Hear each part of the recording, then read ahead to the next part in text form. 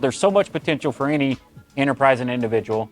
I've got this concept in my head I call enterprise of one.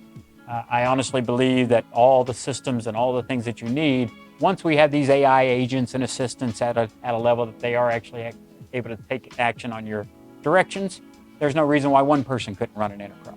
So what will that future look like? And what are you going to do about it? You know, these are great powers, and you know what Spider-Man says, right?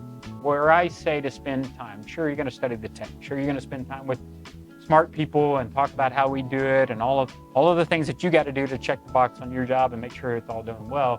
What I'm suggesting is spend more time imagining the experience of the people that are going to be doing it, that are working, that are expecting to use this technology today. You know, so what does success look like? What does that actually look? Could you actually imagine it in a particular scenario? What would success look like? And if you can't, then I suggest spend some time really talking with the folks. Whose success are you talking about? Is it yours? Is it theirs? Is it everyone's? What does that look like?